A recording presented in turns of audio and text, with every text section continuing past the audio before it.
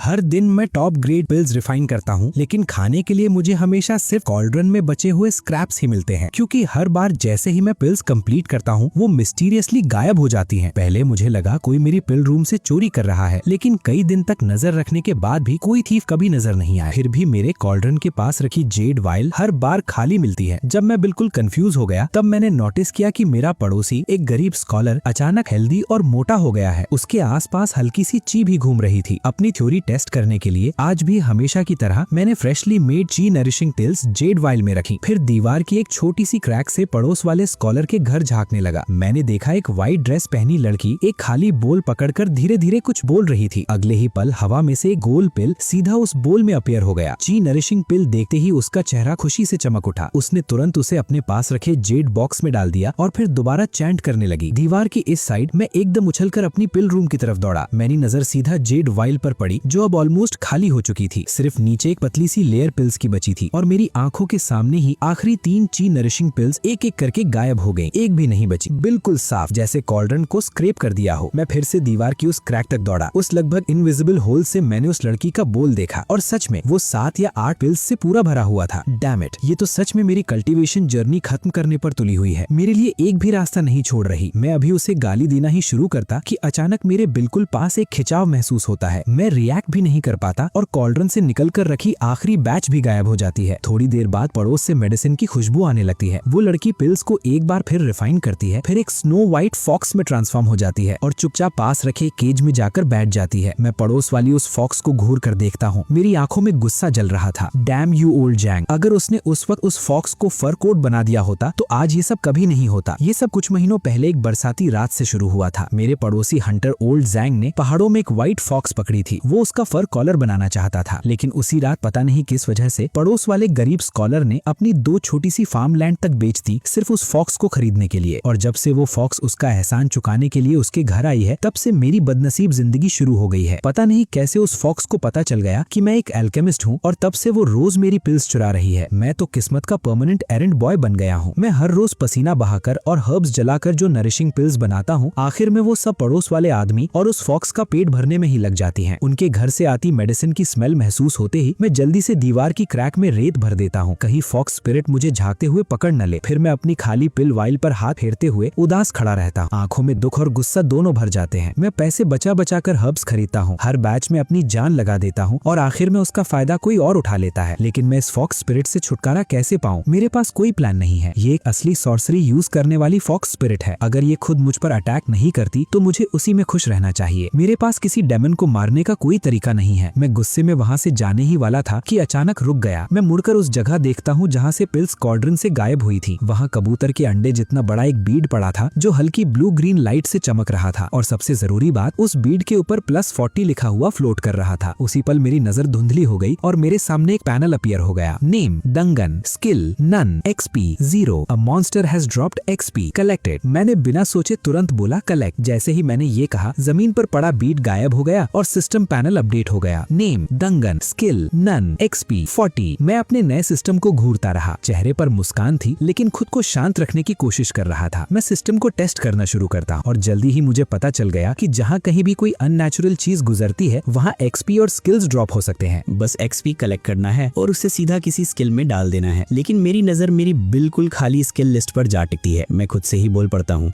XP से भरा system किस काम का जब उस पर स्पेंड करने के लिए एक भी स्किल ना हो। लेकिन थोड़ा सोचने के बाद मुझे एहसास होता है कि अगर फॉक्स स्पिरिट XP ड्रॉ कर सकती है तो शायद कोई स्किल भी ड्रॉ कर सकती है। अभी मेरे पास उस फॉक्स का सामना करने का कोई तरीका नहीं है, लेकिन अब मेरे पास सिस्टम है तो मेरा दिन भी जल्दी या देर से जरूर आएगा। मैं खाली रेसिपी स्टैंड पर हाथ फेरता हूँ, अपनी वोवन बास्केट उठाता हूँ और पहाड़ों की तरफ निकल पड़ता हूँ। पड़ोसी तो मेरी पिल्स खा खा कर पेट भर रहे हैं। मुझे अभी भी हर्ब्स इकट्ठा करके और पिल्स रिफाइन करनी है। कुछ ही देर बाद मुझे 30 साल पुराना एक लिंग मशरूम मिल जाता है और मैं गाँव की तरफ वापस चल पड़ता हूँ। लेकिन गाँव के एंट्रेंस पर पहुँचते ही मैं एकदम रुक जाता हूँ। कोर्स हेम्प रोप पहने एक आदमी मेरी तरफ आ रहा था, जिसकी बाहों में एक स्नो व्हाइट फॉक्स थी। वो लंबा था, चेहरा गोरा था और उसके आसपास हल्की सी की लहरें चल रही थी। मेरा सबसे बड़ा दुश्मन पड़ोस वाला गरीब स्कॉलर यानजी। वेल, अगर ये डेनिन नहीं है तो और कौन है? इतना दुबला पतला क्यों हो गया? कहीं एल्केमी तुझे खाना भी नहीं खिला पा रही? यानजी मेरे बिल्कुल सामने रुक गया। उसकी आंखों में मजाक भरा हुआ था। मैं ठंडी सी हफ भरता हूँ। फॉक्स स्पिरिट की पावर से सतर्क था, इसलिए समझ नहीं आ रहा था जवाब दूं या चुप रहूं। मैं कुछ डिसाइड करता उससे पहले ही यानजी मेरे पास से निकल गया। बेइज्जती की हद तो तब हो गई जब उसकी बाहों में बैठी छोटी फॉक्स ने भी मुझे मजाक उड़ाती नजरों से देखा। उसकी तेज आंखों में लगभग इंसानों जैसी समझ थी, जैसे कह रही हो तुम्हारी पिल्स बहुत टेस्टी हैं। मैं दोनों को दूर जाते देखता हूँ और जोर से जमीन पर थूक देता हूँ, बस इंतजार करो, एक दिन तुम्हें फर कोट बनाकर ही दम लूंगा। मैं ये सब खुद से ही बोल रहा था कि अचानक मेरी नजर फिर धुंधली हो गई और मैंने फॉक्स स्पिरिट के बॉडी से एक ब्लू ग्रीन लाइट निकलकर गिरते देखा। न यानजी को और न ही फॉक्स को उस लाइट का कोई पता चला। फिर से ड्रॉप हुआ था। मैं तुरंत उस चमकते बीट की तरफ दौड़ा, एक्साइटेड था देखने के लिए कि इस बार फॉक्स स्पिरिट ने क्या लूट ड्रॉप किया है। लेकिन पास जाते ही मेरा दिल थोड़ा बैठ गया। सिर्फ एक्सपी ही था, बीट पर +5 लिखा हुआ था। वो एल्केमी स्किल नहीं जिसका मैं इंतजार कर रहा था। फिर भी मैंने खुद को संभाल लिया। कुछ मिलना कुछ भी न मिलने से बेहतर है। एक बार स्किल मिल गई तब एक्सपी का हर पॉइंट काम आएगा। अभी से स्टॉक करके रखने में कोई नुकसान नहीं है। मैं एक्सपी कलेक्ट कर लेता हूँ। पैनल पर अब एक्सपी 45 दिख रहा था। मैं लिंग मशरूम को लेकर अपनी पिल रूम में वापस आया और उसे कॉल्ड्रन के पास रख दिया। फिर कोने में बैठकर चुपचाप उस मशरूम को देखने लगा। मुझे ज्यादा देर वेट नहीं करनी पड़ी। अगले ही पल टेबल पर रखा लिंग मशरूम हवा में गायब हो गया और उसकी जगह सिर्फ एक ब्लू ग्रीन बीड रह गया। गुस्से से मेरे दांत भींच गए। इतने में पड़ोस से हल्की सी शिकायत भरी आवाज भी सुनाई दी। इस बार सिर्फ 30 साल पुराना ही है। पड़ोस वाला वो घटिया एल्केमिस्ट दिन ब दिन और लेजी होता जा रहा है। एक 100 साल पुराना भी नहीं ला सकता। अब इम्प्योरिटीज भी मुझे ही रिफाइन करनी पड़ेंगी। उस एहसान फरामोश की हल्की सी बकबक सुनते हुए मैं चुपचाप एक्सपी कलेक्ट करने चला गया। गुस्से से मेरी भौएं फड़क रही थी। ये हद से ज्यादा हो रहा था, बिल्कुल हद से ज्यादा। एक्सपी कलेक्ट करने के बाद मैं दीवार के पास गया और ध्यान से उस छोटी सी होल से झांकने लगा। पड़ोस वाले घर में 2 ऑयल लैंप्स जल रहे थे, लेकिन गरीब स्कॉलर घर पर नहीं था। व्हाइट ड्रेस वाली लड़की हैंड सील्स बनाकर पिल फायर से लिंग मशरूम की इम्प्योरिटीज जला रही थी। कुछ ही देर में उसने रिफाइन की हुई लिंग मशरूम एसेंस एक जेड वायल में डाल दी। फिर वो दोबारा व्हाइट फॉक्स बन गई और बेड पर जाकर बैठ गई। तभी बाहर से कदमों की आहट सुनाई दी और गरीब स्कॉलर पानी की बाल्टी लेकर अंदर आया। उसकी नजर टेबल पर रखी लिंग मशरूम एसेंस की वायल पर पड़ी। जो भी गुजरने वाले इमोर्टल ने मुझे ये दिया है, मैं उनका शुक्रिया अदा करता हूँ। रोज रोज लिंग मशरूम एसेंस भेजते रहते हैं। मैं मुश्किल से इस सबका पेस पकड़ पा रहा हूँ। अगर कल पर्ल फ्रूट मिल जाए तो और भी अच्छा होगा। Thank you immortal master. इतना बोलकर स्कॉलर ने एक ही घूंट में सारी लिंग मशरूम एसेंस पी ली। फिर बची हुई कुछ बूंदे फॉक्स को चाटने दी। शुक्रिया तो इसे मेरा अदा करना चाहिए था। मैं इतने जोर से अपने पिछले दांत भींच रहा था कि लग रहा था टूट जाएंगे। एसेंस पीने के बाद स्कॉलर ने टेबल साफ की और अपनी पुरानी सी डेस्क पर जाकर बैठ गया। छोटी फॉक्स पता नहीं कहां से एक गोल्ड लीफ अपने मुंह में दबाए हुए आई और उसकी गोद में छलांग लगा दी। ठीक है, अब हमारी हर रात वाली पढ़ाई का टाइम हो गया है। फॉक्स को गोद में लिए वो स्कॉलर उस गोल्ड लीफ पेज को देखता है जो वो लेकर आई थी। एक पल के लिए वो बिल्कुल शॉक हो जाता है। प्योर गोल्ड से बनी हुई एक पेज, ये तो हद से ज्यादा लग्जूरियस है। आखिर कौन सी पिल रेसिपी होती है जो गोल्ड पर इनग्रेव की जाती है? ये कहाँ से उठा लाई तुम लिटिल वन? स्कॉलर क्यूरियोसिटी के साथ उस गोल्ड लीफ रेसिपी को ध्यान से देखने लगता है। चलो देखते हैं इसमें लिखा क्या है। ये तो प्राइमोर्डियल एज की स्क्रिप्ट लग रही है। अच्छा हुआ मेरे टीचर ने रिसेंटली ये स्क्रिप्ट पढ़ाई थी। मैं पड़ोस से छुपकर देख रहा था और जैसे ही मेरी नजर उस गोल्डन पेज पर पड़ी, मैंने देखा उसके ऊपर से 2 गोल्डन स्किल ऑब्स ड्रॉप हो गए। मैं सरप्राइज से वहीं जम गया। ये गोल्ड लीफ पेज कोई आम चीज नहीं थी। थोड़ी देर और देखने के बाद स्कॉलर फॉक्स के सर पर हाथ फेरता है। ये तो बस कोई ओवर हाइप्ड रेसिपी है। गोल्डन कोर के पात और दिन के उजाले में एसेंशन की बातें लिखी हैं। कितनी बकवास है, बिल्कुल बेकार गार्बेज रेसिपी। लेकिन फॉक्स मान ही नहीं रही थी। वो हल्की हल्की आवाज निकालते हुए इधर उधर उछलने लगी। साफ था कि वो चाहती थी स्कॉलर इसे पढ़े। ये देखकर स्कॉलर ने सांस भरी। ठीक है, अगर तुम सुनना चाहती हो तो मैं पढ़ देता हूँ। इतना कहकर उसने गोल्ड लीफ पर लिखी रेसिपी जोर से पढ़ना शुरू कर दिया। ये उन दोनों की रोज की आदत थी। फॉक्स स्पिरिट पता नहीं किस पुराने जमाने से रेसिपी टेक्स्ट ढूंढ लाती थी और क्योंकि वो पढ़ नहीं सकती थी, स्कॉलर उसके लिए उन्हें जोर जोर से पढ़कर सुनाता था। जैसे ही उसकी आवाज गूंजने लगी, मेरी नजर के सामने अचानक रोशनी चमकी। Skill path of the golden core fragment, एक प्राइमोर्डियल पिल स्क्रिप्चर का टूटा हुआ हिस्सा। इसमें पॉइंट्स इन्वेस्ट करने पर मिस्टीरियस चेंजेस हो सकते हैं। मैं सच में एक एल्केमी स्किल ड्रॉप करवाने में सक्सेसफुल हो गया था। अपना सिस्टम देखते ही मेरे चेहरे पर मुस्कान फैल गई। मैंने कभी नहीं सोचा था कि आज रात की स्पाइंग का इतना बड़ा रिवॉर्ड मिलेगा। मैंने बिना एक सेकंड सोचे सारे पॉइंट्स उस स्किल में डाल दिए। अगले ही पल पैनल अपडेट हो गया। Skill path of the golden core level 5, remaining XP 40। अचानक मेरे पूरे बॉडी में गर्माहट दौड़ गई और एक एनर्जी की स्ट्रीम मेरे कोर में जमा होने लगी। एल्केमी से जुड़ी अनेक इंसाइट्स मेरे दिमाग में एक साथ भरने लगी। हर्ब्स की प्रॉपर्टीज, फायर और हीट पर कंट्रोल, सब कुछ इतनी क्लैरिटी के साथ समझ आ रहा था जैसे मेरा दोबारा जन्म हुआ हो। मैं अपने दिमाग में उमड़ते हुए इस एल्केमिकल नॉलेज को समझने लगा और बिल्कुल हैरान रह गया। इस स्किल ने मुझे सीधा एनलाइटनमेंट का एक फ्लैश दे दिया था। Path of the golden core सच में एक प्राइमोर्डियल स्क्रिप्चर के नाम के लायक थी। हाँ, लगता है अब मुझे और एक्सपी स्टॉक करना पड़ेगा। मैं चेक करता हूँ अगले लेवल के लिए कितना एक्सपी चाहिए और पता चलता है 50 पॉइंट्स। मैं दोबारा पड़ोस वाली रेसिपी से ड्रॉप होते एक्सपी की तरफ देखता हूँ। मेरी आंखों में लेवल अप करने की भूख जल रही थी और उस रूम में अभी भी वो 2 गोल्डन ऑब्स पड़े थे। बस उतना ही एक्सपी चाहिए था। मैं ध्यान से दीवार की क्रैक को बंद कर देता हूँ और उसके सहारे लगकर वेट करने लगता हूँ। सोचता हूँ कब मौका मिले और मैं वो 2 गोल्डन ऑब्स कलेक्ट कर सकूं।